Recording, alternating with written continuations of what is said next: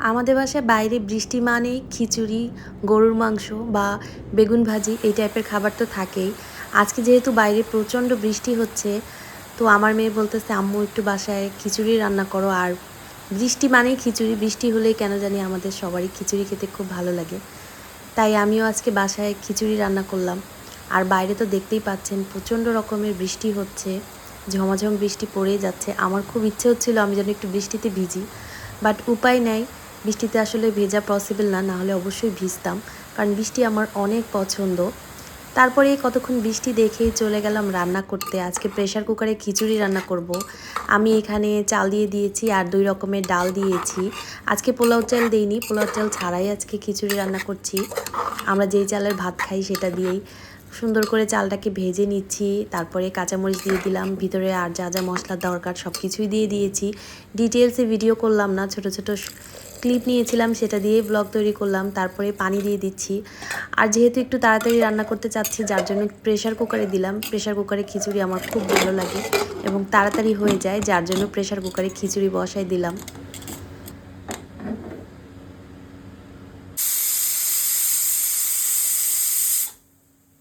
খিচুড়ি তো 2-3টা সিটি দেওয়ার পরেই হয়ে গেল। এখন আমি কলিজা ভুনা করব, যার জন্য আমি এখানে কড়াইতে তেল দিয়ে দিলাম, পেঁয়াজ কেটে নিয়েছি, পেঁয়াজ দিয়ে দিলাম। তারপরে পেঁয়াজটা একটু লাল করে ভেজে নিব। আসলে বৃষ্টির দিনে এই টাইপের খাবার খেতে খুব ভালো লাগে। বাসায় বেগুন ছিল না, না হলে বেগুন ভাজিও করতাম।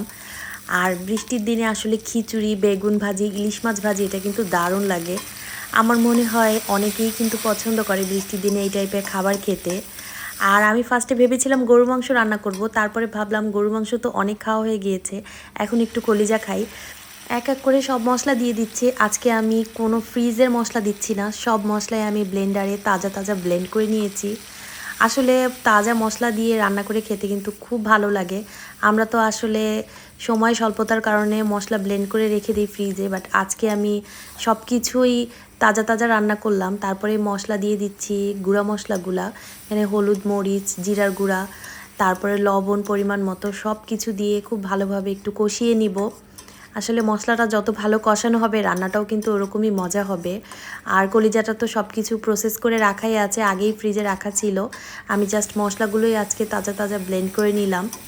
বেশ মশলাটা কিন্তু খুব ভালোভাবে কষানো হয়ে গেছে, মশলার উপরে তেলও উঠে গেছে। আর এখন দিয়ে দিব নারকেলের দুধ। আমাদের খুলনাতে কিন্তু নারকেলের দুধই দেওয়া হয়, আর এটা আমার খুব পছন্দ। আর আমার ফ্রিজে এটা রেডি করা ছিল, সো ভাবলাম আজকে নারকেলের দুধ দিয়ে কলিজা ভুনা করি, খুব মজা লাগে। যারা খান না তারা তো আসলে জানেন না, তো আমরা খুলনার মানুষ এগুলোই পছন্দ করি। তো অবশ্যই বাসায় ট্রাই করে দেখবেন, নারকেলের দুধ দিয়ে কিন্তু দারুণ লাগে। এখন আমি কিন্তু কোনো পানি দিব না, নারকেলের দুধ দিয়েই কিন্তু মশলাটা সুন্দর করে কষিয়ে নিব। মশলাটা খুব ভালোভাবে কষানো হয়েই গেল। এখন আমি কলিজাগুলোকে দিয়ে দেবো। আমি আগে থেকে একটু সিদ্ধ করে নিয়েছি, সিদ্ধ করে আমি পানিটা ফেলে দিয়েছিলাম। এখন খুব ভালোভাবে আমি কলিজাটাকে কষিয়ে নিব। আসলে যত ভালো কষানো হবে ততই কিন্তু মজা হবে খেতে। আর অবশ্যই কলিজার ভিতরে আমি আলু দিব। আমার কেন জানি কলিজার ভিতরে আলুটা খুব ভালো লাগে। অনেকেই পছন্দ করেন না, বাট আমার কাছে খুব ভালো লাগে ছোট ছোট করে আলু কেটে দিয়ে কলিজা দিয়ে খেতে। আর যেহেতু কলিজা রান্না করতেছি, ভাবলাম যে একটু সিঙ্গারাও বানাবো, সো আলুটা তো অবশ্যই দিতে হবে, যার জন্য আমি আলু দিলাম। এখন খুব ভালোভাবে আমি কষিয়ে নিব।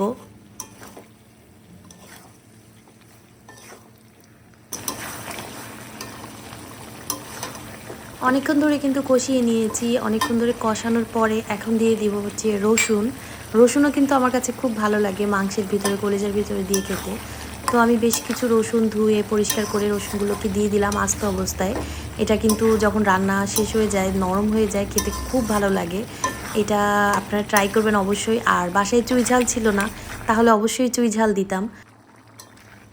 তারপরে অল্প একটু পানি দিয়ে দিয়েছিলাম, গরম পানি। বেশি একটা পানি দেইনি আমি, পুরোটাই কিন্তু নারকেলের দুধ দিয়ে রান্না করলাম। সামান্য 1 কাপের মতো আমি পানি দিয়ে দিয়েছি। এখন খুব ভালোভাবে ফুটিয়ে নিব এবং লাস্টে দিয়ে দিলাম হচ্ছে কাঁচামরিচ। কাঁচামরিচটা কিন্তু অবশ্যই দিতে হবে, তাহলে খুব সুন্দর একটা স্মেল বের হবে। আর একদম লাস্টেই আমি গরম মশলা গুঁড়া আর জিরা গুঁড়া দিয়ে দিব। এই তো আমার রান্নাটা কিন্তু অলমোস্ট হয়েই গেছে। এখন খুব ভালোভাবে একটু নেড়ে চেড়ে আমি ঢাকনা দিয়ে ঢেকে রেখে দিব, চুলাটা বন্ধ করে। রান্না হয়ে গেছে, এখন খাবার সার্ভ করে নিব। ঝুম বৃষ্টির পরে কিন্তু বৃষ্টি থেমেও গিয়েছে, আবার বৃষ্টি শুরু হয়েছে, আবার থেমে গিয়েছে, এরকমই চলতেছে। আসলে আষাঢ় মাসে এরকমই হয় হয়তোবা। তো কিছুক্ষণ পরপর বৃষ্টি হচ্ছে, আবার বৃষ্টি কমে যাচ্ছে। তো আমি তো খাবার সার্ভ করে নিয়েছি, আমার রান্না করা হয়েছে। এখানে কলিজা ভুনা করেছি, তারপরে আমি রান্না করেছি খিচুড়িও আমি ঢেলে নিয়েছি। গরম গরম এখন খেয়ে নিব। গরম গরম খিচুড়ি, গরুর মাংস, কলিজা ভুনা এই টাইপের খাবার কিন্তু বৃষ্টির দিনে খেতে দারুণ লাগে। আর আমি এদিক থেকে খাবার সার্ভ করতেছি, আর ওদিক থেকে বৃষ্টির সাউন্ড তো আপনারা শুনতেই পাচ্ছেন। আবার কিন্তু বাইরে ঝুম বৃষ্টি শুরু হয়ে গিয়েছে, তার ভিতরে খিচুড়ি খাবো। আসলে বৃষ্টির ভিতরে এই টাইপের খাবার দারুণ লাগে, আমার কাছে তো খুব ভালো লাগে। আপনাদের কাছে কেমন লাগে কমেন্ট করে অবশ্যই জানাবেন। আর আমার মতো আজকে কে কে বাসায় খিচুড়ি রান্না করেছেন সেটাও অবশ্যই কমেন্টে জানাবেন। খিচুড়ি খাবো আর সাথে লেবু আচার, এটা হবে না, তা তো হতেই পারে না। আমি লেবুও কেটে নিয়েছি, খিচুড়ির সাথে লেবু আচার আমার তো খুব ভালো লাগে। এখানে আমি লেবু কেটে নিয়েছি আর সাথে নিয়েছি কাঁচা আমের আচার। কাঁচা আমের আচারটাও কিন্তু খিচুড়ি দিয়ে খেতে দারুণ লাগে। আজকে তো আমি খুব মজা করে আজকে দুপুরের খাবারটা খাবো। আপনারা কে কী খেয়েছেন অবশ্যই কমেন্টে জানাবেন। ভালো লাগলে লাইক, কমেন্ট এবং সাবস্ক্রাইব করে আমার চ্যানেলের সাথেই থাকবেন। সবাই ভালো থাকবেন, সুস্থ থাকবেন। আল্লাহ হাফেজ।